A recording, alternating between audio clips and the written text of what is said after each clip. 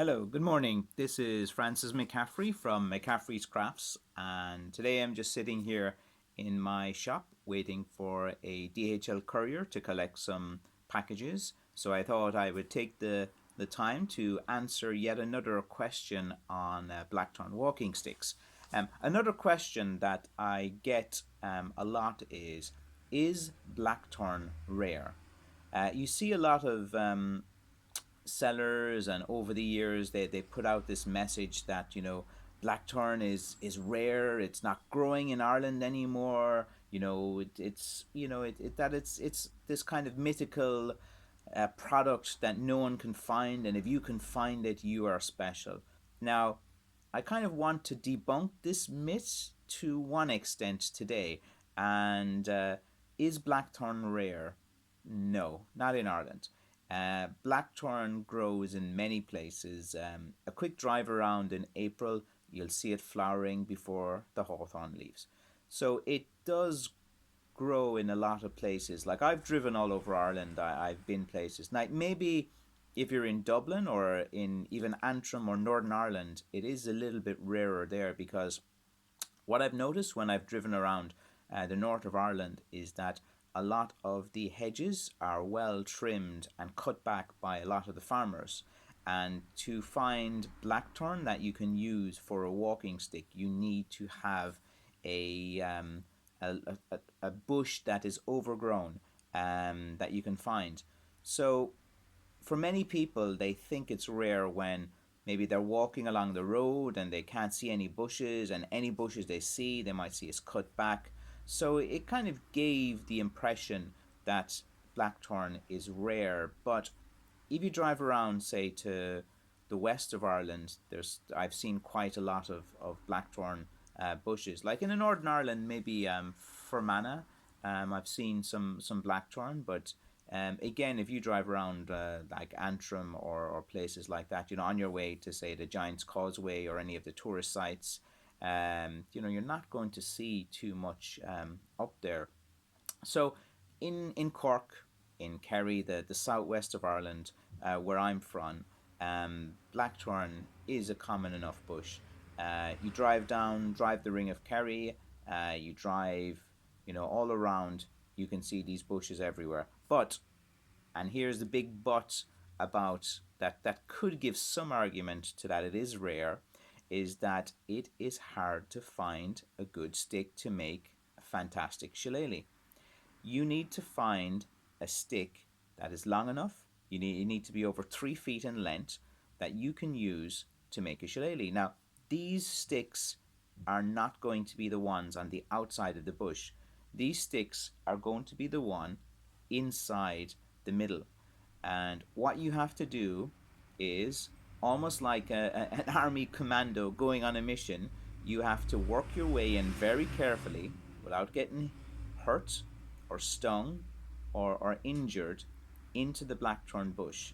And once you're inside in the blackthorn bush, you have to be very careful, especially if you're trying to dig out a root ball, because you're going to have branches and everything all over your face and area. So you have to kind of take your time going in when you see it. So the best blackthorn sticks are going to be in the middle of the bush, and usually they are growing straighter than the ones at the edges, because the blackthorn bush on the outside, the branches are all going kind of different ways, and they're kind of short, short, short, and sometimes those bends are impossible to take out on a stick.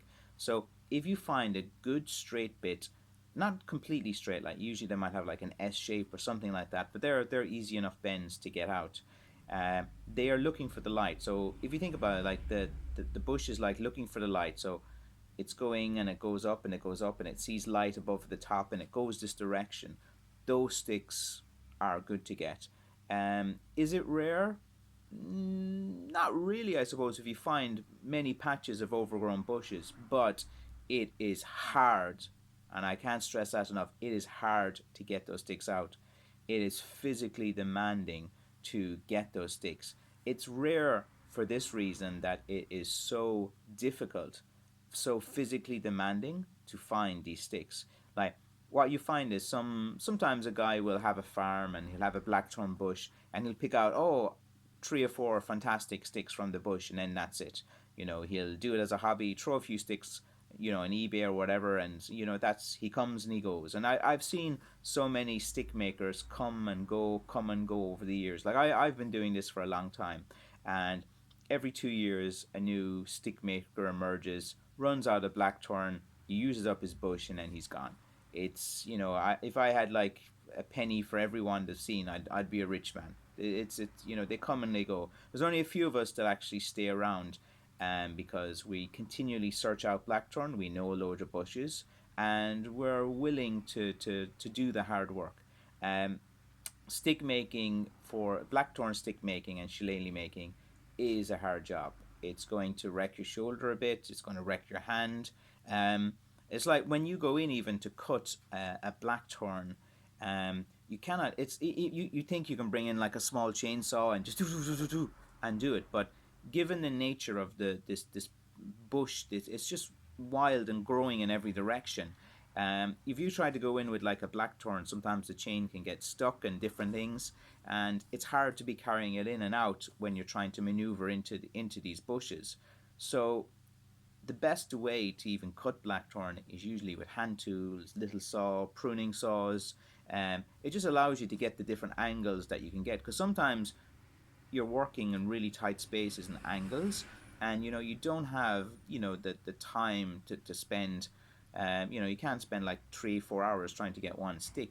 Then you don't have a business if you cannot go in, get the sticks, and get out in a timely fashion as well. That does affect it. Like as a professional stick maker, you have to consider as well that you have to be able to get the good sticks. You can't spend like 4 hours trying to get one stick out, and trying to cut your way. But if you see a bush and you can go into the middle, and it takes you 2 hours to clear the space, but you can get 20 30 sticks from that bush, then that's good.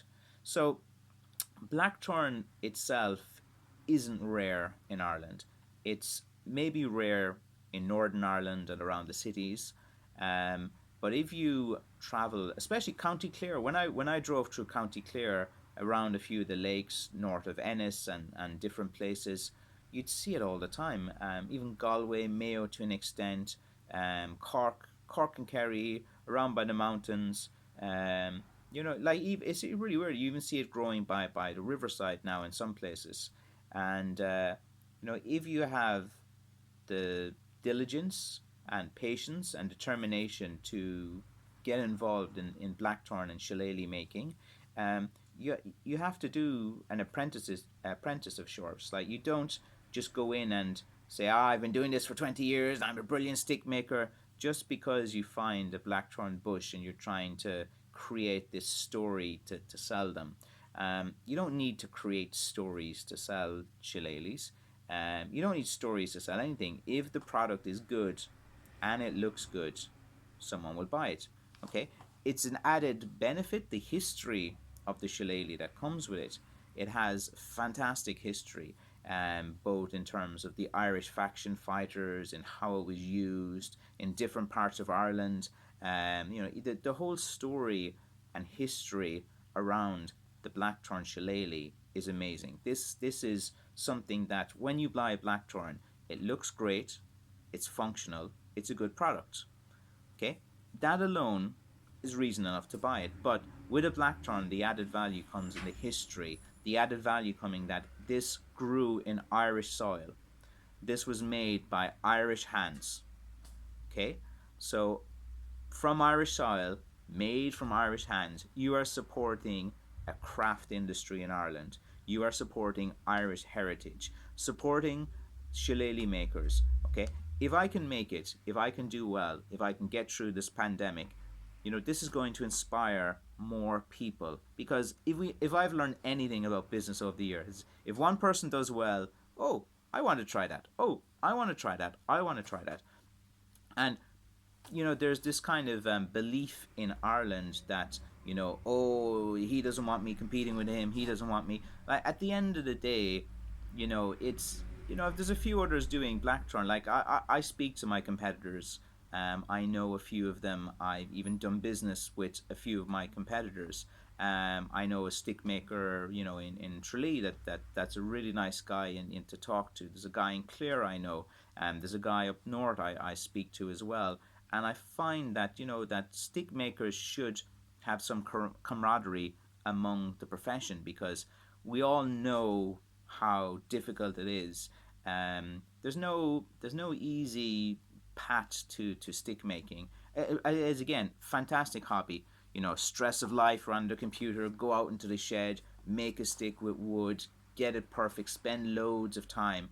Someone who's doing it a hobby, you could probably spend a week on one stick, just carving the handle, making it like fantastic and things like that. But as a business, you have to be able to do the same quality of stick but quicker, and it's not easy to get to that stage. It's almost like a certain training. You physically have to get to the stage because you're using your wrists a lot, you're using your hands a lot. You have to work on your posture. You have to know the type of things that are going to cause you injury. I'm going to probably do a series of videos as well in the future regarding the safety around blackthorn, because a lot of stick makers, they just go in head first, and I can't stress anytime any new guy messages me, I found a blackthorn bush, I want to start cutting. First thing I always say is the safety, and I probably annoy them with it. They're like, oh, why I want to make sticks? Oh, you don't want me to make sticks to compete? And I'm not like that. Anyone who knows me is I'm pretty easygoing. I what I want to do is promote stick making, shillelagh making. I want to prove that this can be done as a profession. It's not going to be easy because there's only a few people doing it, but I feel that Irish crafts, like real Irish crafts in terms of making things, it's on the decline.